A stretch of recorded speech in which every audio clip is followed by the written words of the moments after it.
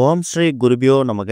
ஓம் ஸ்ரீ மகா பெரியவா சரணம். ஒரு மே 3ஆம் தேதி சனிக்கிழமை சித்திரை மாதத்துல வரக்கூடிய சஷ்டி, வளர்பிறை சஷ்டி விரதம். ஒரு ஸ்பூன் துவரம்பருப்பு, ஒரே ஒரு துண்டு பட்டை இருந்தா போதும். உங்களோட எல்லா விதமான தேவைகளையும் நீங்க பூர்த்தி பண்ணிக்க முடியும். அது என்ன தாந்திரிக முறை, வழிபாட்டு முறைன்னு பார்க்கறதுக்கு முன்னாடி நம்மளோட வீடியோஸை எப்பதான் நீங்க ஃபர்ஸ்ட் டைம் பார்க்குறீங்கன்னா மறக்காம சப்ஸ்கிரைப் பண்ணிக்கோங்க. தொடர்ந்து இந்த மாதிரி அப்டேட் தெரிஞ்சுக்கிறதுக்கு பக்கத்துல நோட்டிஃபிகேஷன் பெல்லை கிளிக் பண்ணி ஆல் அப்படிங்கிற செலக்ட் பண்ணிக்கோங்க. இப்போ துவரம்பருப்பு, பட்டை வைத்து என்ன பரிகாரம் செய்ய போறோம் அப்படிங்கிற பத்தி தெளிவா தெரிஞ்சுக்கலாம். பொதுவா சனிக்கிழமை அப்படிங்கிறத வளரக்கூடிய நாள் அப்படின்னு சொல்லுவாங்க. அந்த நாள்ல நம்ம என்ன காரியத்தை செஞ்சாலும் அது வளருமா. அந்த நல்ல நாள்ல முருகப்பெருமானுக்குரிய இந்த வளர்பிறை சஷ்டி வந்திருக்கிறது ரொம்ப விசேஷம். ஒரு மாசத்துல பாத்தீங்கன்னா 2 சஷ்டி வரும். தேய்பிறை சஷ்டி ஒண்ணு, வளர்பிறை சஷ்டி ஒண்ணு. இதுல இந்த வளர்பிறை சஷ்டிக்கு தான் முக்கியத்துவம் கொடுத்து திருமணம் ஆகாதவங்க, குழந்தை பாக்கியம் இல்லாதவங்க விரதம் இருந்து முருகப்பெருமான வழிபாடு நடத்துவாங்க. அதே மாதிரி நம்மள்ட்ட இருக்கக்கூடிய பேரு, புகழ், பணம், சொத்து இது எல்லாம் பன்மடங்கு பெருகணும், வளரணும் அப்படின்னு நினைக்கிறவங்களும் தாராளமா வளர்பிறை சஷ்டி அன்னைக்கு முருகப்பெருமானுக்கு வழிபாடு நடத்தலாம். சித்திரை மாதம் பிறந்து வரக்கூடிய முதல் வளர்பிறை சஷ்டி இதுதான். அந்த சஷ்டி திதி எத்தனை மணிக்கு ஆரம்பிக்குது, எத்தனை மணிக்கு வழிபாடு செய்யணும் அப்படிங்கிறத பத்தி நீங்க தெரிஞ்சுக்கணும். மே 3ஆம் தேதி சனிக்கிழமை சஷ்டி திதியா இருந்தாலும் மே 2ஆம் தேதி மதியம் வெள்ளிக்கிழமை 3 மணி 17 நிமிஷத்துக்கு ஆரம்பிக்கக்கூடிய சஷ்டி திதி சனிக்கிழமை மதியம், அதாவது மே 3ஆம் தேதி மதியம் 2 மணி 4 நிமிஷம் வரைக்கும் இருக்கு. வெள்ளிக்கிழமை மே 2ஆம் தேதியே சஷ்டி திதி ஆரம்பிச்சிடுச்சு. இருந்தாலும் மே 3ஆம் தேதி சனிக்கிழமையில தான் சூரிய உதயத்துக்கு பிறகுதான் நம்ம சஷ்டி திதியை கணக்குல எடுத்துக்கணும். சஷ்டி திதிக்கான வழிபாடு செய்ய போறீங்க, பூஜைகள் செய்ய போறீங்க அப்படின்னா அது எல்லாத்தையும் சனிக்கிழமை மே 3ஆம் தேதி மதியம் 2 மணிக்குள்ள முடிச்சிடுங்க. ஏன்னா அதுக்கப்புறம் சப்தமி பிறந்துரும். சஷ்டி திதி கணக்குல இருக்காது. முருகப்பெருமானுக்கு வழிபாடு நடத்துறது அப்படிங்கிறது சஷ்டி நடத்தினாதான் விசேஷம். முருகப்பெருமான் பாத்தீங்கன்னா ரொம்ப எளிமையான கடவுள். விநாயகர் பெருமானுக்கு அடுத்து கடவுள்களே எளிமையா இருக்கக்கூடியவர் முருகப்பெருமான் தான். உங்ககிட்ட என்னென்ன பொருட்கள் இருக்கோ அதை நைவேத்தியமா செஞ்சு வச்சு படைச்சி முருகா அப்படின்னு நீங்க மனமுருகி கூப்பிட்டீங்கன்னா நீங்க கூப்பிடுற இடத்துக்கு ஓடி வந்து உங்களுக்கு என்ன தேவைப்படுதோ அது உங்களுக்கு நிறைவேற்றி கொடுப்பாரு. சஷ்டியில் இருந்தால் அகப்பையில் வரும்னு ஒரு பழமொழி இருக்கு. அதுக்கு காரணம் என்னன்னா, சஷ்டியில் விரதம் இருந்தால் குழந்தை பாக்கியம் இல்லாதவங்களுக்கு கூடிய சீக்கிரம் குழந்தை பாக்கியம் உண்டாகும் அப்படிங்கிறது தான் இந்த பழமொழிக்கான முக்கியமான அர்த்தமே. குழந்தை பாக்கியத்துக்கு மட்டும் இல்ல, முன்னாடியே சொல்லியிருந்தோம், திருமண வரன் சரியா கைகூடி அமையல, சொத்து, வீடு, நிலம் இது சம்பந்த பிரச்சனை இருக்குது, கடன் பிரச்சனை அதிகமா இருக்குது, கணவன் மனைவிகளில் கருத்து வேறுபாடு அதிகமா இருக்கு. இவங்க எல்லாருக்கும் இந்த சஷ்டி விரதம் ரொம்பவே கை கொடுக்கும். சஷ்டி விரதத்தை கணவன் மனைவி முறையா கடைபிடிச்சிங்கன்னா உங்க வாழ்க்கை ரொம்ப ஒற்றுமையா இருக்கும். கருத்து வேறுபாடு ஏற்பட்டு பிரிந்திருக்கக்கூடிய கணவன் மனைவி கூட கூடிய சீக்கிரம் ஒன்று சேர்றதுக்கான வாய்ப்பு இருக்குது. சில நேரங்கள்ல இந்த சஷ்டி திதி செவ்வாய்க்கிழமையில வந்தா ரொம்ப விசேஷமா பார்ப்போம். ஏன்னா செவ்வாய்க்கிழமை அப்படிங்கிறது முருகனுக்கு உகந்தது.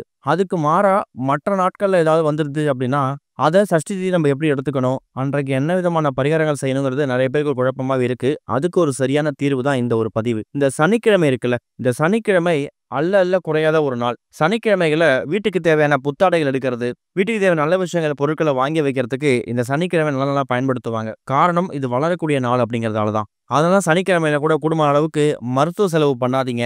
அதே மாதிரி ஹாஸ்பிட்டல் பக்கம் போவாதீங்கிற மாதிரி நம்ம முன்னோர்கள் சொல்லி வச்சுட்டு இருக்காங்க.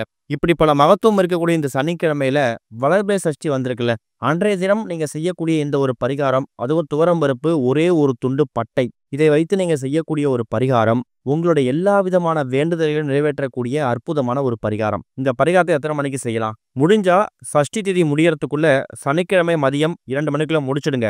ஏன்னா அதுக்கப்புறம் சஷ்டி திதி முடிஞ்சிடும். சனிக்கிழமை இந்த பரிகாரத்தை செய்ய முடியல அப்படிங்கிறவங்க மட்டும் வெள்ளிக்கிழமை மாலை ஒரு 6-7 மணிக்கு மேலே செஞ்சுடுங்க. ஏன்னா வெள்ளிக்கிழமை மதியம் 3:15 உங்களுக்கு சஷ்டி திதி பிறந்துடும். குடும்ப அளவுக்கு சனிக்கிழமை செய்யறது விசேஷம். சனிக்கிழமை காலை 9:10 ராகு காலம், அதையும் கணக்கில் வச்சுக்கோங்க. வீட்டோட பூஜை அறையில முருகப்பெருமான் போட்டோ சிலைக்கு பூக்களால் அலங்காரம் செய்து மஞ்சள் குங்குமம் பொட்டு வைத்து என்ன நைவேத்தியம் செஞ்சு படைக்க முடியுமோ அதை முருகனுக்கு படைச்சிடுங்க.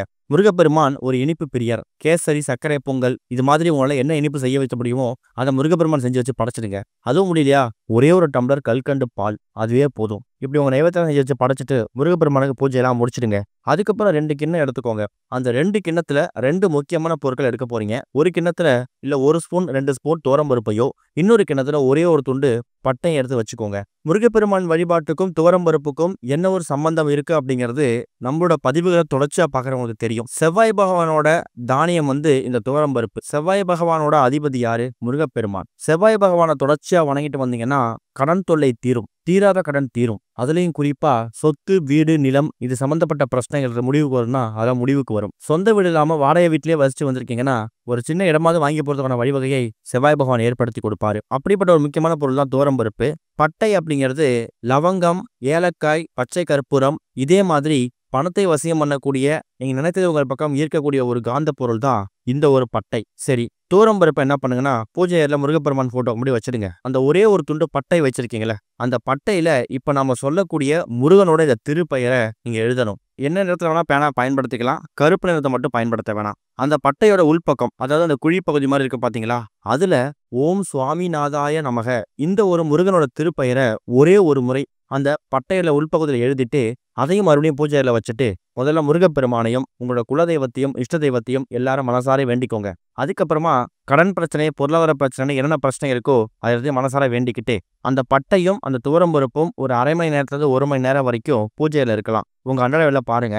அதுக்கப்புறம் விளக்கெல்லாம் குளிர வச்சுட்டு, நீங்க தினமும் துவரம் பருப்பை சமையலுக்கு பயன்படுத்த ஒரு பாக்ஸ்ல போட்டு வச்சிருப்பீங்கல்ல, அந்த துவரம் பருப்பு கூடயே பூஜையில வச்சிருக்கக்கூடிய துவரம் பருப்பை கலந்துட்டு, அந்த துவரம் பருப்பு டப்பாக்குள்ள நீங்க ஓம் சுவாமிநாதாய நமகன்னு முருகனோட திருப்பெயரை எழுதி ஒரு பட்டை வச்சிருக்கீங்கல்ல, அந்த பட்டையையும் அந்த துவரம்பருப்பு டப்பாவிலே போட்டு இறுக்கமா மூடிடணும். தினமும் துவரம்பருப்பை சமையலுக்கு எடுத்து பயன்படுத்தும் போது குறைஞ்சிக்கிட்டே வருது, பட்டை வெளில தெரியுதுன்னா நீங்க அதை பத்தி கவலைப்பட தேவையில்ல. அந்த துவரம்பருப்பு ஓரளவுக்கு காலியாக போற சமயத்துல மட்டும் நீங்க புதுசா துவரம்பருப்பை வாங்கி நீங்க அதில் ஃபில் பண்ணிக்கலாம். அந்த பட்டையை எப்ப மாத்தணும்? அந்த பட்டை அவ்வளவு சீக்கிரம் கெட்டு போகாது. 2 மாதத்துக்கு 3 மாதத்துக்கு ஒரு முறை மட்டும் அந்த பழைய பட்டையை கால்படாத தண்ணியில விட்டுட்டு, மறுபடியும் புதுசா ஒரு பட்டை இதே மாதிரி ஏதாவது ஒரு வளர்பிறை சஷ்டி திதி அன்னைக்கோ இல்ல செவ்வாய்க்கிழமை அன்னைக்கோ கிருத்திகை நட்சத்திரத்து அன்னைக்கோ கூட நீங்க செய்யலாம். மறுபடியும் ஓம் சுவாமிநாதாய நமகன்னு முருகனோட ஏதாவது திருப்பெயர், அது முடியலையா ஓம் சண்முகாய நமக ஏதோ ஒரு திருப்பெயர் எழுதி அந்த துவரம்பருப்பு டப்பாக்குள்ள வைக்கும்போது, நீங்க துவரம்பருப்பை போடுறது முக்கியம் கிடையாது. அந்த துவரம்பருப்புக்குள்ள இந்த பட்டையை வைக்கும்போது மட்டும் உங்களுக்குள்ள என்ன வேண்டுதல் இருக்கோ அதை மனசார வேண்டிக்கிட்டு நீங்க டப்பாவை மூடி வச்சிடுங்க. இது உங்க வீட்டோட கிச்சன்ல சமையலறையில இருக்கலாம். நீங்க தனியா பூஜை அறையில வைக்கிற கட்டாயமும் கிடையாது. தினமும் பயன்படுத்துற மாதிரி அந்த துவரம்பருப்பை பயன்படுத்திக்கலாம். அந்த பட்டையை மட்டும் 2 மாதத்துக்கு 3 மாதத்துக்கு ஒரு முறை இப்ப சொல்லிக்கூட முறையில மாத்திக்கங்க. இப்படி பண்றதால அந்த பட்டைய அந்த ஓம் சுவாமிநாதாய நமகன்னு முருகனோட திருப்பெயரை எழுதி அந்த நேரத்துல மனசுக்குள்ள என்ன வேண்டுதல் நினைக்கிறீங்களோ அந்த வேண்டுதல் கூடிய சீக்கிரம் நிறைவேறும். ஏலக்காய், பச்சை கற்பூரம், கிராம்பு மாதிரியே இந்த பட்டைக்கும் நம்ம எண்ணத்தை நடத்தி காட்டக்கூடிய அற்புதமான ஒரு சக்தி இருக்கு. மகாலட்சுமி வாசுதேவனுடைய பொருட்களை இதுவும் ஒன்று. அப்படிப்பட்ட ஒரு பொருள் முருகனுக்கு உகந்த, செவ்வாய் பகவானுக்கு உகந்த இந்த துவரையோடு சேரும்போது, அதுவும் சஷ்டி திதி அன்னைக்கு சேரும்போது அதோட சக்தி ரொம்ப பெருசா இருக்கும். கூடுமான அளவுக்கு மே 3ஆம் தேதி சனிக்கிழமை மதியம் 2 மணிக்குள்ள இதை பண்றதுக்கு முயற்சி பண்ணுங்க.